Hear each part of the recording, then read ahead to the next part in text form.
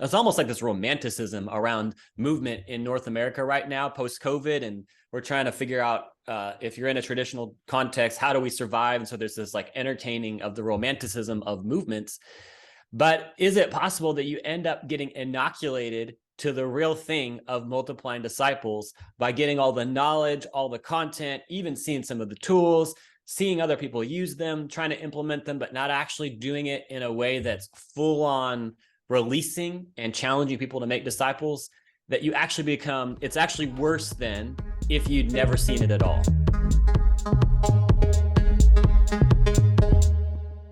Welcome back to another episode of the H3X Podcast, where we explore and discuss the head, heart, and hands of the multiplying church and our leaders. I'm Dave Biller, and also here with us, as always, Mark Gearing.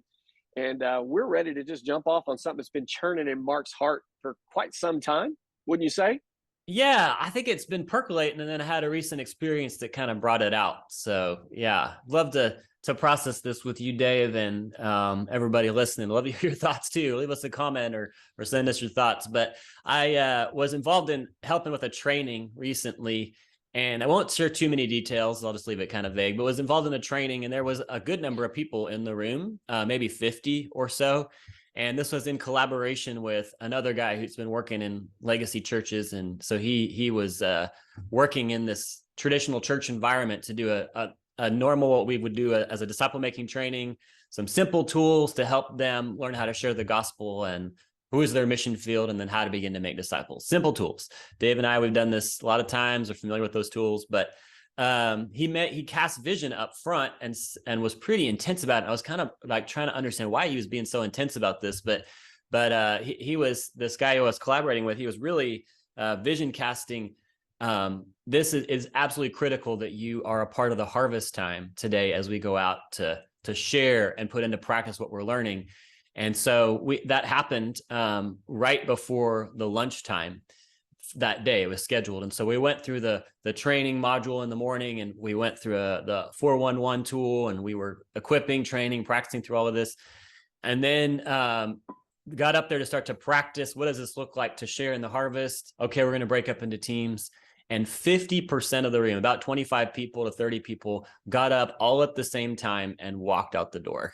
Right as Wow. we were about to go into the harvest, break out into teams and do this thing. They were making a statement. Yeah, walked out the door.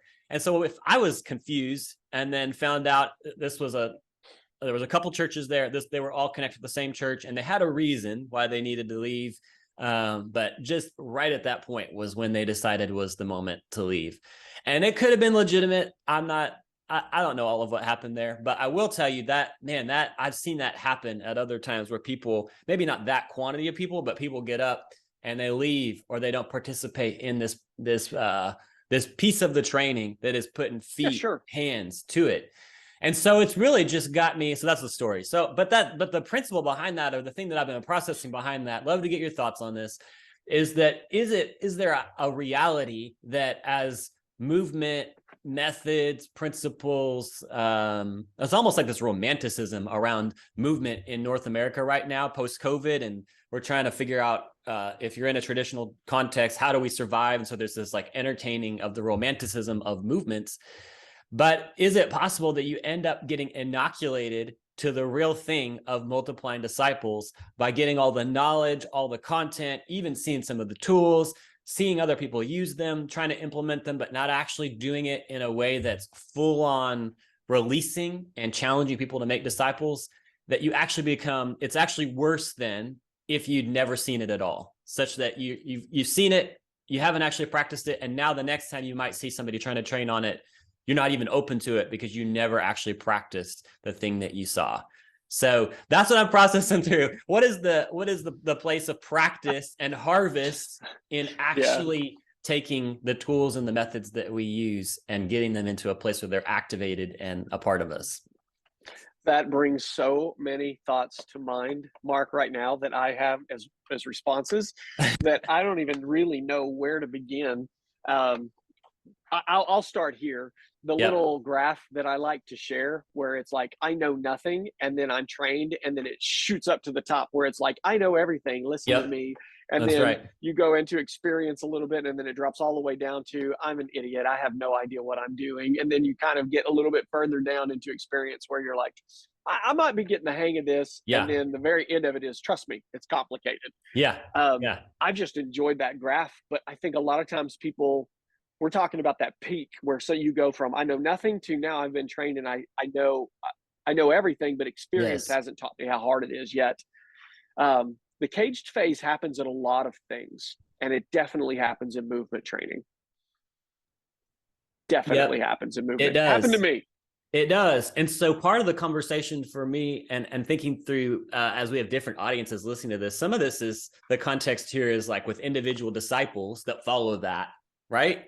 But then Right. there's also this reality that how do we continue to press things forward and how do we navigate an environment in North America, that's our context, that if there increasingly is familiarity with some of these Right. methods without practice, we end up with a lot of people that went up to that top spike of the beginning of that, and they've seen it, they think they know it, but they've never actually done it. And now are they going to begin to will they become barriers to other people being open to it? Well, I think you used the word inoculation to describe it. They got just enough movement to think that they understood it, but now they're Yeah. immune to the reality of you know the disease of movement and The how hard that disease. it Yeah. is. This is really great. Great metaphor here, We'll right? just hey, listen, Mark, we're just going to call it what it is. We have a disease. Yeah, I think the the phrase that I like to use a lot, and I apologize for all my platitudes because platitudes are just that. But the harvest is the great equalizer. I think the one piece about the harvest that makes the biggest difference is that you can be a 30-year movement practitioner, or you can have a PhD, or you can be a brand new believer. Yeah. And when you go out and you try to share the gospel and to tell somebody the good news of Jesus, it doesn't matter how much experience you have, or whether you just got started, or whether you've been doing it for years and years and years and years. There is obviously benefits to experience, but man, the harvest is a great equalizer because both can get the same rejection, both can Yeah. get the same response. And so the reality of the Holy Spirit's role in that is so important. But if I'm doing training and I don't go out and I don't get that practical experience, my concern is that they think that the knowledge is what they need, and it's actually going into the harvest that helps them understand that there's way more to this than just what's on the whiteboard. Yeah. And then, so the other piece of that too, Dave, it's the great equalizer, whether you've been doing this 30 years or 30 days, and you can be a 30-year practitioner and become an armchair trainer, right? Where you're not actually out there sharing, you're not actually out there doing it, whether that's relationally, people next to you in the workplace, whether that's in set aside times of sharing on the street. That looks different ways, but that's a possible path too, where we become numb to that. So it's like there really is that reality in this, that the harvest maybe is the antidote there. I don't know where that fits in the metaphor, but We'll just keep the metaphor alive, and we're going to force it until it works. Yeah, the harvest is maybe it's the mutation of the virus. I don't know, but anyway, but getting back to the harvest, I wonder, to your point, is that as we continue, because I'm running into, I'll say it this way, just to bring it back to the experiential practice of it, like running into more and more people who are familiar with disciple making methods, church planting movement methods, whatever you want to call it, but they're familiar with it and have maybe even tried it a little bit in a discipleship curriculum, quote unquote, Sure. in a small group they have, and then they tried something else. And so I wonder almost, Dave, if the harvest and getting people into the harvest becomes more and more important in how we find the God prepared people. Well, yeah, and I will tell you this too. You like you just said, the methods or the discipleship curriculum. Whenever we take these principles and we just turn them into some type of a program, I would say what happens is that we just treat it like it's just another system, another program. You and I have definitely made the jump from this isn't just another system or program. We're saying these are biblical kingdom principles that we're trying to put in play. And we do have specific tools that we like to train to help people get started in these biblical principles. Yeah. But if I think one of the hardest things is that when we do this training, let's say the 3 circles, or we use the 4 fields, or we use a person of peace search, whatever tool we're training. If they stay with that tool, it can be put in the category of curriculum so fast. Yes. And what we're saying is that the 3 circles isn't the point. The 3 circles is just a way to get you into the practice of being someone who is preaching the gospel and learning how to talk with other people about Jesus, which is the kingdom principle, right, that we're after. And if we don't go past the tool, it is super easy to go, oh, well, like T for T, it's 6 lessons, I'm done. Those didn't work. Well, that's because you treated it like a program. It's the T for T is the process. Yes. Right. The kingdom process of go ahead. No, I was just saying, it's the kingdom process. Look back, look up, look forward. The real golden nugget out of there was you have this discipleship process that God used and came out of that movement and specifically applied to that Chinese context was those 6 lessons and the way in which, the guys, used it. But if you think that's all there is, you'll get inoculated to it real quick. It ain't gonna work. Yeah. So the other thing that this then dovetails for me, Dave, we'll see if you said you had a bunch of places you might go with this, but I'm following your lead. That we when we talk about what we're going to use in a particular context, one of the phrases that we'll often talk about in movements is best practices. So we're looking for what are those best practices, and we have criteria that we're looking for, and it's going to be simple, it's going to be biblical, but it also needs to be reproducing, so that it's not just reproducible, that we could take. And we just talked about the 3 circles, pretty safe one to talk about. 3 circles, everybody's going to know that probably who's listening to this. That's reproducible, but it's also reproducing. But there's also part of this conversation that I've processing through is like there's a shelf life to methods that as we bring in the 3 circles, everybody right now is like, that's how you share the gospel. And they teach people, that's how you share the gospel. Well, I mean, you back up to like the 70s, you bring in the bridge illustration, you go back to different eras of the church. There's going to be a way to share the gospel, a method that people are whenever I was a training or kid, was the using. big one. Yeah. What's that? EE was the big one when I was a kid, right? Yeah. 4 spiritual laws. That's the way you did it. Yeah. 4 spiritual laws. Yeah. And so these methods that we implement are going to have a shelf life and at some point no longer be useful. And so it feels like part of the conversation, even in thinking through methods and where they fit into what we're doing, we're in North America, just say in North America, is to understand the shelf life of methods and when it's helpful to bring in a different method that people might not be inoculated to. I'm going to openly admit that I have been completely influenced by Bruce Carlton. So I'm a Carltonite. How would you say it? Carltonite? There we go. When it comes to this conversation, and one of his big pieces is that he didn't teach methods; he taught principles.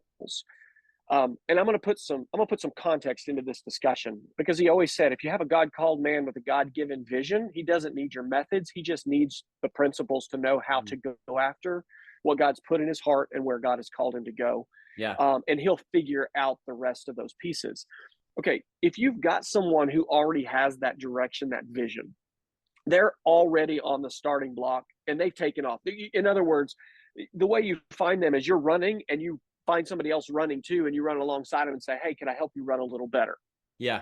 Right. Yeah. But they're already in full sprint run in what they're doing. Okay. There's a very different way I'm going to approach that person than if I have somebody who's sitting in the seat and saying, how do I even get to the starting block? Okay. That's good. Yeah. If you have no idea how to get to the starting block, I'm going to say, share the 3 circles. Here's the 4-1-1. Here's a way that you can go after the people who are you live, work, and play. Here's a very simple way to disciple somebody. Here's some lessons you can take them through to follow Jesus, just to kickstart them, because we're trying to get them in the race. Yeah. And so if somebody doesn't have that vision yet, and someone doesn't have that strong call in their life, and they're just looking at a way to get in the game, hey, we'll tell you exactly what to do. Go get it. But if we treat the person who's already in the race that way, then we're going to get in the way of them actually contextualizing and coming up with the ways that God wants to, innovate to reach a place that hasn't been reached before. Yeah, that's good. That's good. Yeah. And I think I'll just be honest. All right, I'm just gonna say it. Mark, you can tell me whether you agree or disagree to get yourself out of trouble. We're both MPL guys. One of the things that MPL has done, and I say I'm a part of that group, is we'll Yeah. say, here's the process, here's the tools, use these, don't ever change. Mm. Make sense though? Oh, I think it makes more than sense. I think it's an important piece of what this looks like in North America that we've got to talk about. How I'm saying it's my mistake as well, by the way. Yeah, As you're attacking it, I'm like, I I am made this too. mistake too. Yeah, I am too. Yeah. That we've got to talk about where do methods even fit into the process of disciple making, generally. Well, that's my nugget right now, is the way I'm looking at it is, if you don't know how to get started at all, I'm going to give you specifics to get you started. And then once you get rolling, as I see a vision and a calling begin to develop, or some specifics, then I'm going to come back and be like, okay, let's talk about these principles. How can you adapt? Is this working? If it's not working, what else can we do? Does somebody else already have something that they have come up with that we might be able to borrow from? Because at the end of the day, I'll give you a perfect example of a training I was in. Somebody said, we've shared the 3 circles 3,000 times in the last whatever, and no one's come to Christ, but just keep sharing the 3 circles. And a gentleman that was sitting next to me that is from Nagaland leaned over and he said, don't you think they probably should use something besides the 3 circles if 3,000 times nobody came to Christ? Right? That's an example of pushing the tool to its limit and saying, okay, it really is okay if we back up and say, well, let's try something else. Yeah. And really using the tool to get to the principle behind it, that what is it about sharing the gospel that's essential in being able to make that connection and share it effectively, and where might there be a hole in how you're sharing. So I think of Francis Chan and his quote in, I can't remember which one of his books, but he talks about erring on the side of action, and that if you're gonna go one direction or the other, do it in the direction of action.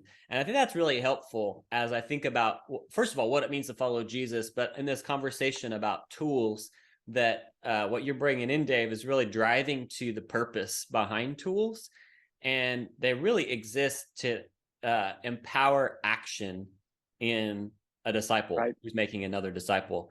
And so when they cease to do that, maybe that's what we could say, when they cease to enable that for the average believer, or in a church or in a network or wherever it might be, then it's time to repent. First of all, like, we got to come back to like, hey, Lord, you've called us to do this thing, and it may drive us to another tool or another way to get a fresh action piece. But at the end of the day, action is what's behind that. Harvest is the great equalizer, that as we get out into the harvest, what that's doing is that's putting feet to the things that we're learning in the classroom setting or other disciple making context. So action has got to be the principle we go back to in evaluating those tools. I just spent some time with our network here in Oklahoma City talking about the gospel, and I used 1 Corinthians 13:13 as kind of the verse that we launched out of, that these 3 remain: faith, hope, and love, but the greatest of these is love. One of the things we talked about was hope. When you start to lose hope, you lose initiative, and you lose the ability to think that things are going to change. And I think one of the things that we're running into is we can't control how people are going to respond, but we can leave the door open and communicate hope. And when we're training and teaching tools, our hope is that people will do exactly what you just said, and that is err on the side of action. Because you and I both understand, and many, many people who are around us and people who've mentored us are friends of ours and people we collaborate with all the time, our desire is to see people get out, get into the harvest, to get in the gospel, because we need to raise up laborers. I mean, at the end of the day, we need more laborers. So I don't blame anybody for being tool-oriented people, because we're just wanting to get Americans who are doers to grab those handles and to get to run. And I can't control somebody's response to those things, but what I can realize is, sometimes when I hear somebody who says what you've said, basically they got inoculated to movement, I really want to ask the question of how many other things they've gotten inoculated to, because what we're really dealing with is a hope issue. Because whenever I see somebody who goes, well, that's just not going to work. That's just another thing that's not going to work. Yeah, okay, movements may be the current target that they're aiming at, shooting at, going after. It may be the thing that they're frustrated with in their heart at that moment. But what we're really dealing with is someone who is either A, frustrated and not taking initiative because they've lost hope, or B, someone who just doesn't want to do it because they don't believe that it's possible. And I would say my biggest prayer is that whenever I sit with someone who doesn't believe that it's possible anymore, that they would just start to try. And in the trying, God would use that step of faith to reignite the hope that God is able to do what he's promised he would do. I just think that it, at the end of the day, is a hope issue, because if someone believes that God is able to do what he said he would do and what he promised he would do, and they're not waning in that faith, or they're not struggling with doubts in those areas, when someone has that vibrant faith, they will ask and answer the wig take question, because they believe it's possible. And when we believe it's possible, we don't get stuck on a tool. We use a tool to get us going, but if that tool doesn't get us where we want to go, then we just keep trying because we believe that God's going to do it. And so we'll just keep going until we see it done. It's a faith hope issue. Yeah, that's good. So almost like, I think what I hear you saying, Dave, is you see three categories of people potentially here. Somebody who's, how do I do this? They're sitting in the pew. They've got the hope. They've got the vision for it. But how do I do this? Those that are already in motion, and they're trying to implement, and maybe they just need somebody to come alongside and starting with principles. And then a third category of people who have lost hope, and they're not taking action at all. So if I was to break those people down, and if I had a good idea of where that person was with the first group, they want to do it, they don't know how, I give them tools. I give them methods and get them rolling. With the second group, they're already running and they just need help getting better. I would work with them on principles and let them use whatever tool that they wanted. With the third group, I would say, come with me and watch, so that you can just see what God's up to and what he's doing. And then after they caught the vision of what could be, then I turn around and give them tools. That's how I would approach those three groups. That's awesome. Well, I think we can land it there. That's really helpful in terms of just the lay of the land for individual disciples, I think, but also on the macro, as those that may be listening to this in whatever context you may be in. I think a lot of us are in North America, that as we're in a context where there's increasing inoculation to tools, we can respond to those people appropriately based on which of those categories they might be in. So thanks, Dave. That's good. Yeah. And the beauty of this discussion is because you and I have failed first, fell fast, and fell forward so many times on this, that we're just going, hey, don't do what we did, because we have made every error we have talked about today. For some reason, I didn't get inoculated. I just kept going because I just honestly believe that God is able to do what he promised he would do. And he's going to get it done. And I just want to keep going until he does. Amen.